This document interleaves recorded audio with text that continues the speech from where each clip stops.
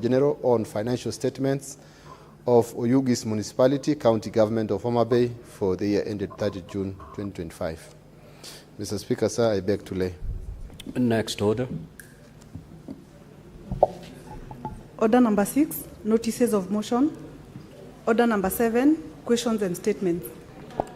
Now, statements pursuant to Standing Order 53-1, Senator for Tharaka Nithi County, the Honorable Mwenda Gataya.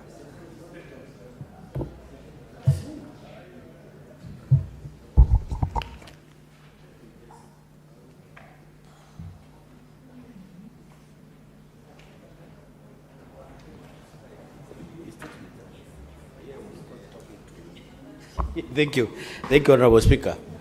Honorable Speaker, I want to rise pursuant to Standing Order 53-1 to seek a statement from the Standing Committee on Health on a matter of national concern regarding the lawful. Senator Siengo, consult a law attorney, please. Thank you, Honorable Speaker. It's important for me to be heard in silence. Honorable Speaker, let me repeat, I rise to Standing Order 53-1 to seek a statement from the Standing Committee on Health on a matter of national concern regarding the unlawful detention of new mothers in public hospitals across Kenya due to unaffordable medical bills. Honorable Speaker, in 2016, the Ministry of Health launched the Linda Mama program under the National Health Insurance Fund, that is NHIF, to provide free maternity services to all expectant mothers. The program offered comprehensive care, covering antenatal services for 9 months and postnatal care for 3 months after delivery. However, with the recent transition to the Social Health Authority and the discontinuation of Linda Mama, access to maternal health has significantly declined. This has led to a resurgence of cases where women are detained in public hospitals after childbirth due to inability to settle medical bills. In the statement, Honorable Speaker, the committee should address the following: whether the ministry has put in place measures to address reported cases of unlawful detention of new mothers in public hospitals due to unaffordable medical bills, and to ensure that no woman is denied health care services or freedom on account of financial hardship. Number 2, Honorable Speaker, the committee should look at whether the military has considered reinstating the Linda Mama program or developed alternative measures under the Social Health Insurance Authority to guarantee comprehensive maternal health coverage. Number 3, Honorable Speaker, the committee should also look at whether the current budgetary allocation to health sector are sufficient to enable public hospitals to deliver quality maternal health services without resorting to retaining patients of unpaid bills. Number 4, Honorable Speaker, the committee should also look at the measures in place to implement a standardized waiver system across all public hospitals to protect financially vulnerable patients from detention and uphold their constitutional rights. The last, Honorable Speaker, the committee should also look at whether the military has established mechanism to monitor and audit public hospitals to ensure compliance with the legal and ethical standards regarding the right to health and dignity. Thank you, Honorable Speaker. This is Senator Mwenda Gataya, CBS Member of Parliament, Senator for Tharaka Nithi. Today, 17th November 2025. Thank you.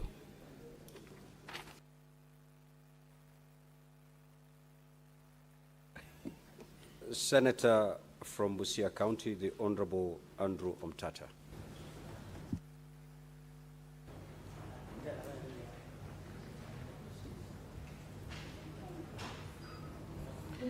Mr. Speaker, sir, I rise to seek a statement on the failure to secure accreditation for the Bachelor of Science in Petroleum Engineering program introduced in 2015. Mr. Speaker, sir, I rise pursuant to Standing Order 53 Clause 1 to seek a statement from the Standing Committee on Education on a matter of national concern regarding the failure by the University of Nairobi, the Commission for University Education, CUE, and the Engineers Board of Kenya, EBK, to secure accreditation for the Bachelor of Science in Petroleum Engineering program introduced in 2015. Mr. Speaker, sir, in 2015, the University of Nairobi launched the petroleum engineering program with a Kenya shillings 100 million government allocation to address skills gaps in the oil and gas sector. Despite assurances of accreditation by the Engineers Board of Kenya, the program was only formally recognized in 2018, and graduates, now totaling 40, remain unregistered by the Engineers Board of Kenya. A single student exchange in 2019 is the only known expenditure from the allocation. The program was later downgraded and set for archival in 2025, prompting graduates to seek intervention over accreditation failures and possible misappropriation of funds. In the statement, the committee should address the following: a detailed account by the University of Nairobi of the Kenya shillings 100 million allocations received in 2015 for establishing the Petroleum Engineering Department, including expenditure records and supporting documentation.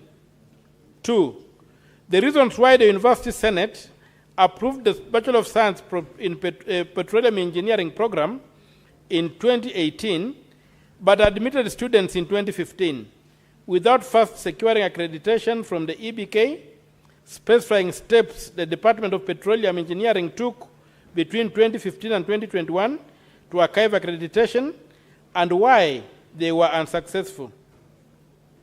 3, the reason or reasons leading to only the first cohort of 6 students being supported for the exchange program to India, and the justification for the use of the funds in this manner. 4, the measures in place to address the professional plight of the 40 graduates from the program who remain unrecognized by the Engineers Board of Kenya, detailing deficiencies or requirements that the board identified in the program that prevented accreditation, despite the University of Nairobi being a chartered institution.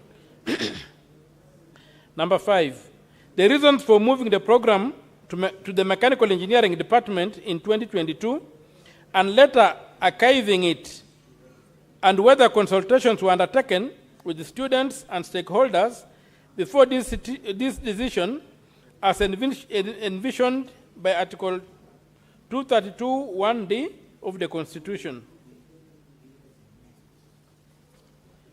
6, the interim measures the Engineers Board of Kenya has in place to support graduates from programs awaiting accreditation.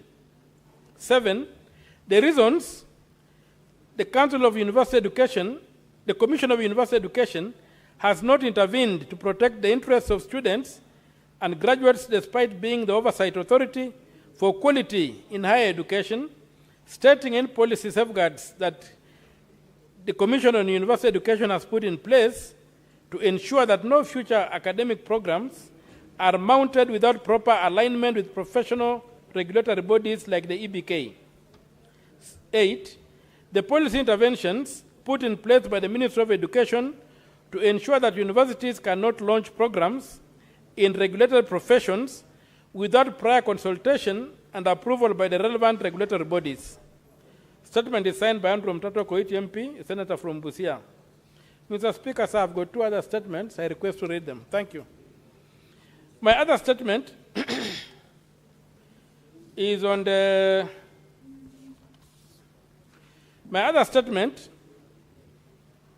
state of infrastructure development in Kenya's sugar belt regions. Mr. Speaker, sir, I rise pursuant to Standing Order 53, Clause 1, to seek a statement from the Standing Committee on Agriculture, Livestock and Fisheries on a matter of countrywide concern regarding the status of infrastructure in Kenya's sugar belt regions. Mr. Speaker, sir, Kenya's sugar industry remains a critical pillar of rural livelihoods and regional economies, particularly in the sugar belt regions. However, the sector continues to face persistent infrastructure challenges that undermine its productivity, competitiveness, and the welfare of farmers. Efficient road networks are essential for transporting sugarcane to mills and accessing markets. Yet many roads in the sugar-producing areas remain in a deplorable state, hampering operations and increasing costs for farmers and millers alike. The Constitution of Kenya 2010, under Part 2 of the 4th Schedule, assigns county governments a responsibility for county roads, while national trunk roads remain under the purview of the national government. This division of roles has led to confusion and inefficiencies in infrastructure development. The enactment of the Sugar Act 2024 and the reintroduction of the Sugar Development Levy were intended to address these gaps by funding infrastructure, supporting millers, and improving farmer welfare. However, implementation has been marred by duplication of roles and poor coordination among county governments, the national government, and the Kenya Sugar Board. In the statement, the committee should address the following. 1. Measures to prevent duplication of roles between the national and the county governments in the repair and maintenance of sugar belt roads. 2. Clarification on overall coordination mandate for sugar belt infrastructure, whether it lies with county governments, the Kenya Sugar Board, or with the Ministry of Roads and Transport. 3. Timeline and framework for the joint national survey of sugar belt roads, including details on the first implementation plan. 4. Safeguards to ring-fence the Sugar Development Levy, ensuring transparency, accountability, and exclusive utilization for the benefit of farmers and millers. Statement by Andrew Mtato Koiti, MP, Senator from Busia. Third and final is a request for a statement on the inspection and enforcement of weighing scales and weight measures. Mr. Speaker, sir, I rise pursuant to Standing Order 53, Clause 1, to seek a statement from the Standing Committee on Trade, Industrialization and Tourism on a matter of county-wide concern regarding the inspection and enforcement of weighing scales and weight measures in businesses across the country. Mr. Speaker, sir, many traders continue to use unverified equipment in violation of the Weights and Measures Act, Cap 513 of the laws of Kenya, exposing consumers to unfair trade and economic exploitation while disadvantaging compliant traders. The Department of Weights and Measures, mandated to ensure accuracy and fairness in trade, faces challenges of inadequate funding, limited personnel, and weak enforcement. This has undermined market integrity and objectives of the bottom-up economic transformation agenda, Vision 2030, and African Continental Free Trade Area framework in this regard. In the statement, the committee should address the following. The measures being taken to ensure frequent inspection and verification of weighing scales and measuring instruments across business premises countrywide. The steps being undertaken to provide adequate financial and human resources to the Department of Weights and Measures to enhance supervision and enforcement.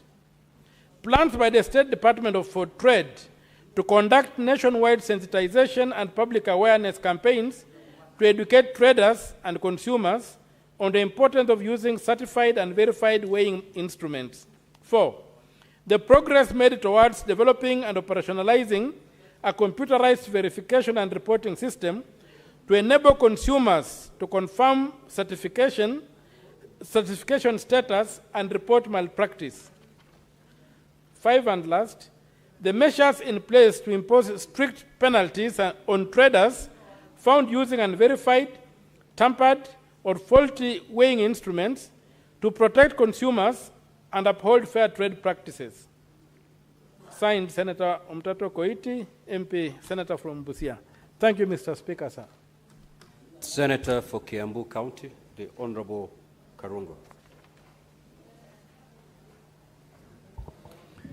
Thank you very much, Mr. Speaker, for the opportunity to request for the statement. Mr. Speaker,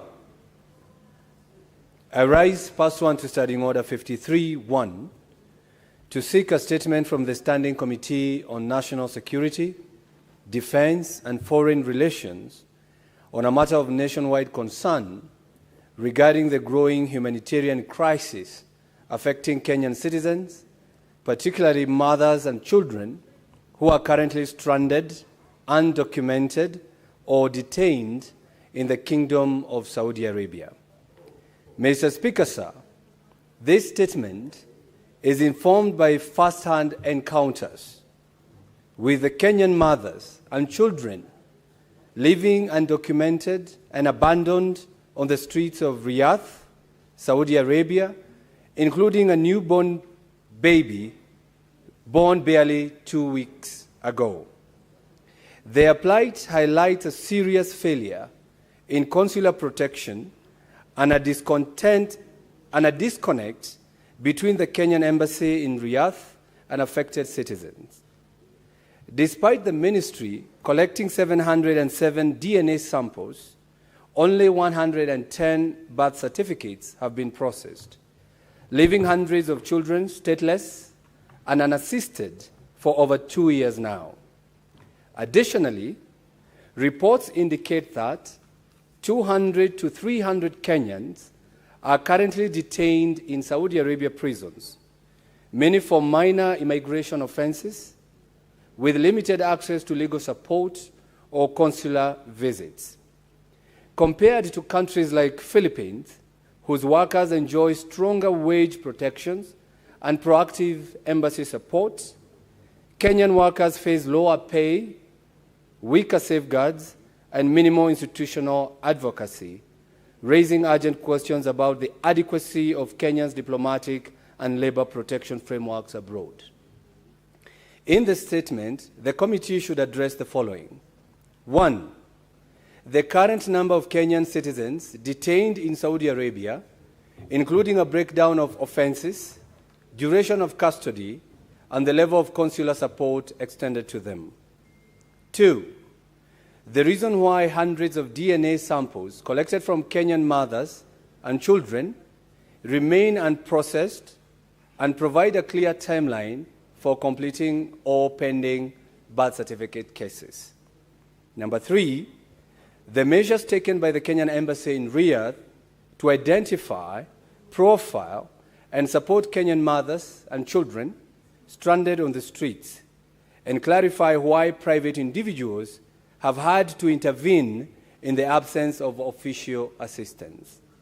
Number 4, the emergency measures the ministry intends to deploy to provide immediate humanitarian relief and facilitate safe repatriation for stranded mothers and children.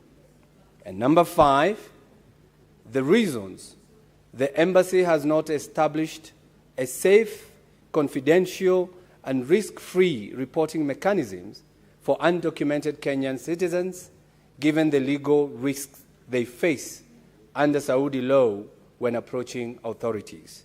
And finally, number 6, whether the ministry has benchmarked the treatment and protection of Kenyan workers in Saudi Arabia against countries such as Philippines, Pakistan, and detail the steps being taken to secure comparable wage standards, contract protection, and proactive embassy support for Kenyan workers. This is my statement, Senator of Kiambu, Karungo Adhangwa, and I've just arrived from Saudi Arabia. Thank you.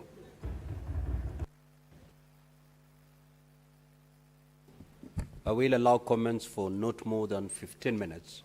However, before I do so, allow me to make the following communication.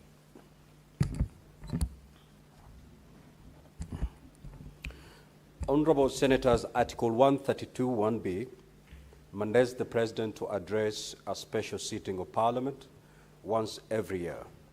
Article 132(1)(c) also requires the President once every year to do the following.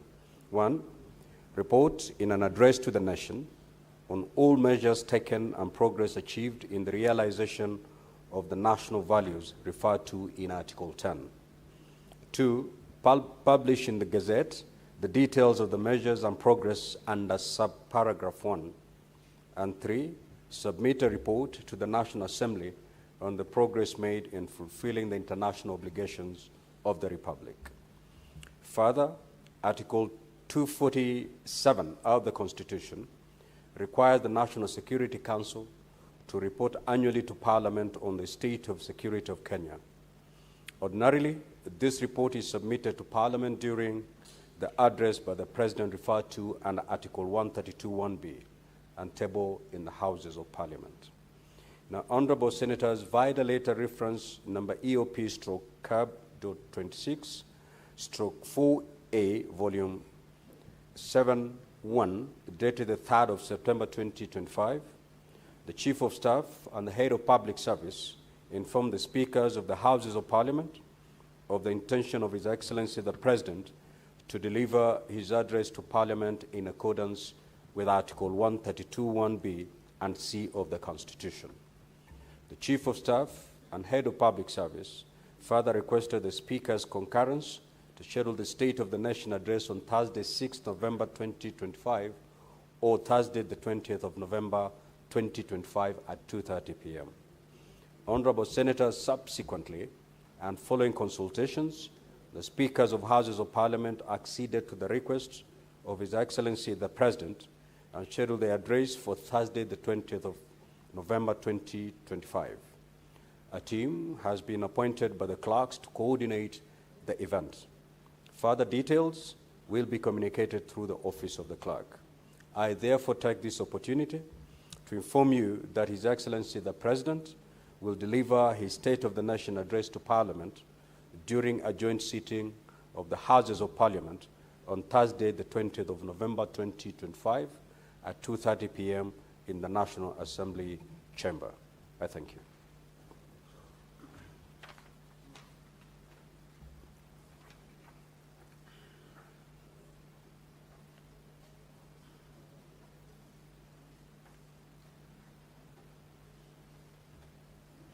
I have this other communication to make.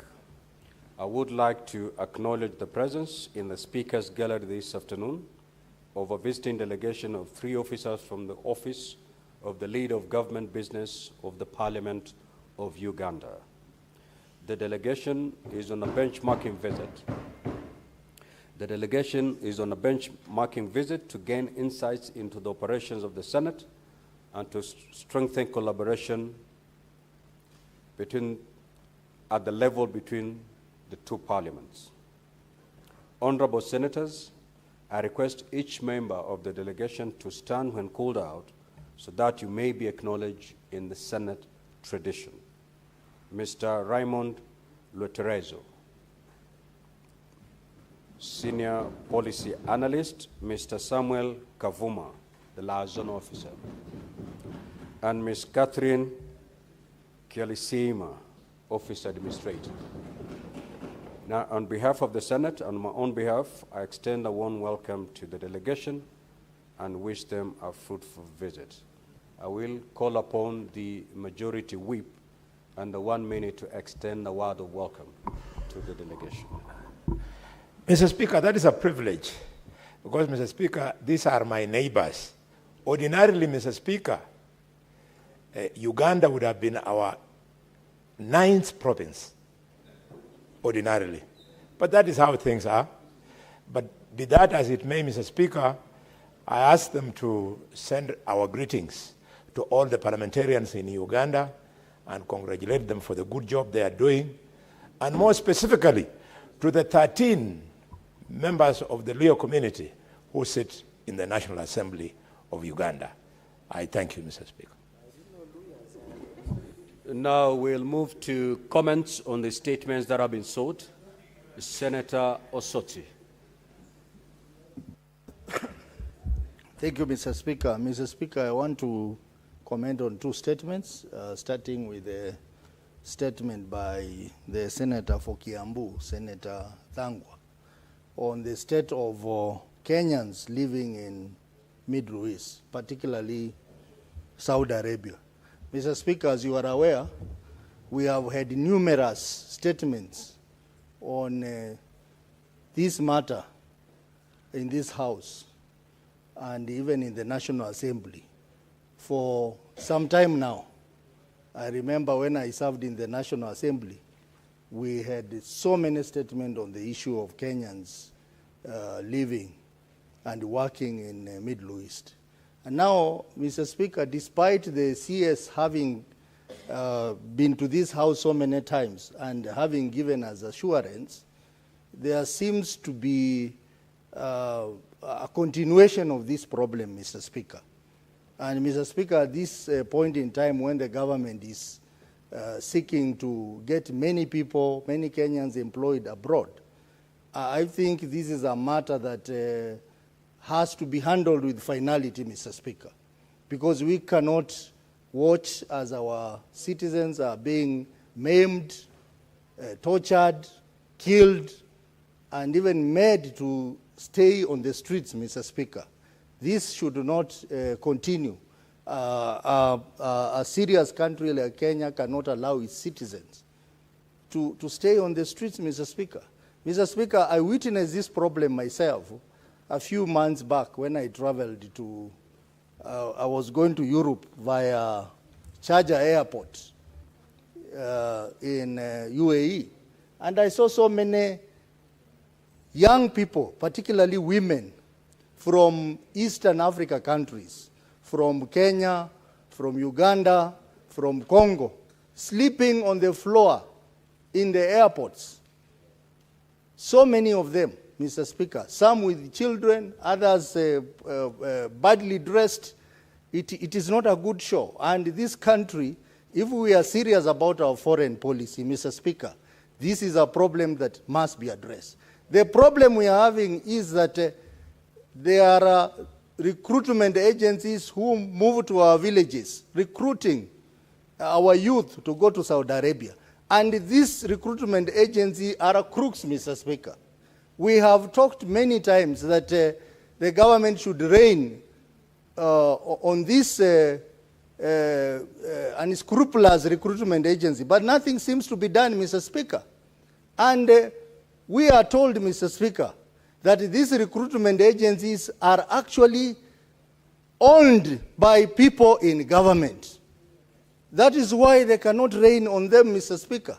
Mr. Speaker, wherever you go in the Middle East, you meet Kenyans suffering, they have no food to eat, and we have a government.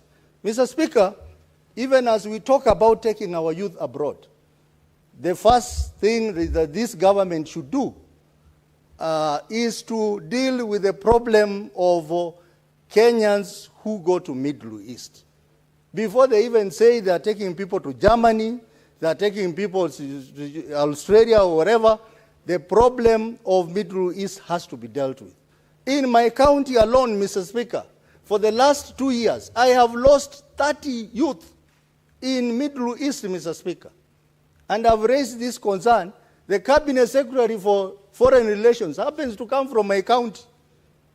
And even in his own county, he's not bothered about the plight of our students or our children who go to Middle East. Mr. Speaker, as I'm talking now, Senator Nandi is laughing at me.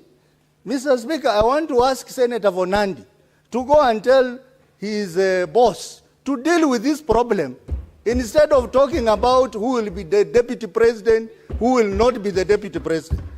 As in ODM, the issue of deputy president is not an issue. Our issue is implementation of the 10-point agenda that we signed with them. And one of them is the issue of youth employment.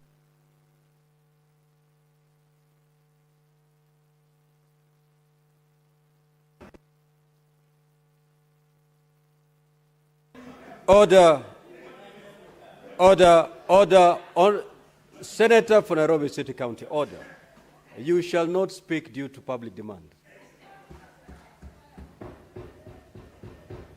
Senator Karungo.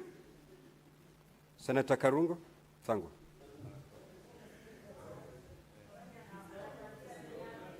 The next one. Well, there's been a number of statements beyond Senator Karungo's statement. The mere fact that he sought for a statement does not mean he cannot contribute or comment on the other statements. Yeah. Unless, Senator, Mr. Speaker, you pressed your button by mistake? Two more than myself. All right, thank you. Ready. Thank you.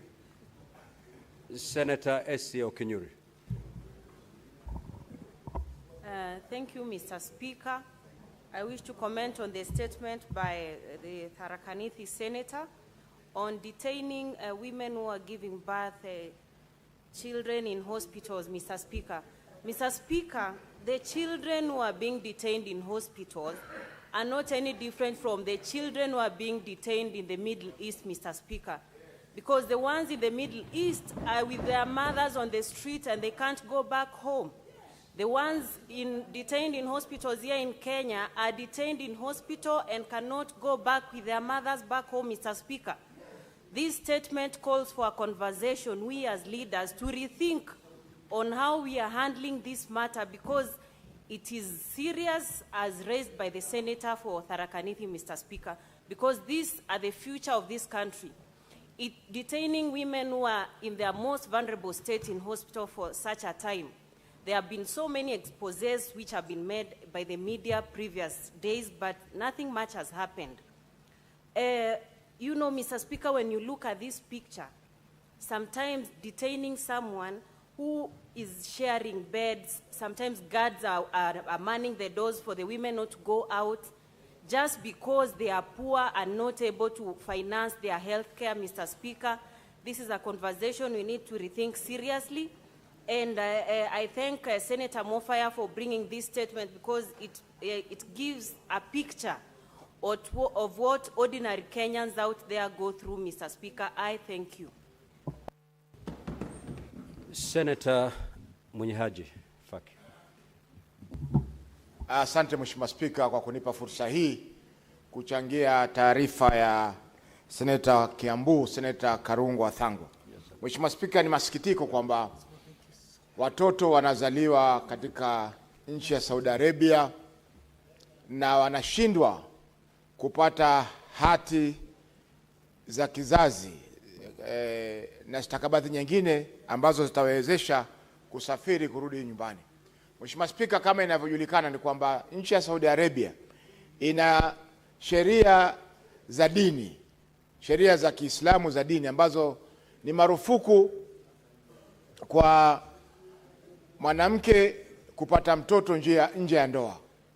Kwa hivyo wengi hawa watoto ambao wamepatikana kule ni wale ambao wamepatikana nje ya ndoa. Kwa hivyo inakuwa ni vigumu kutokana na sheria za nchi wao kuweza kuandikishwa na kupewa vibali vya usafiri rasmi. Kwa hiyo Mheshimiwa Spika, ni lazima kuwe na mfumo ambao wale ambao wanakwenda kufanya kazi nchi za nje wamepata mafunzo ya kuwawezesha kuendesha maisha yao katika sehemu zile. Kama hawa watu wangekuwa wamepewa mafunzo, Mheshimiwa Spika, haya mambo yasingeweza kutendeka. Lakini wengi wanachukuliwa kutoka sehemu za mashambani, hawajui haki zao, hawajui kule wanakokwenda kufanya kazi. Kuna shida za lugha, kuelewana lugha kati ya mwajiri na mwajiriwa, na wengi wale mawakala ambao wanawapeleka sehemu zile huwa ni watu ambao hawana ofisi wala hawana mahali maalum ambapo wanaweza kupatikana iwapo kutakuwa na shida. Kwa hiyo Mheshimiwa Spika, ipo haja ya kuwe na kanuni kwamba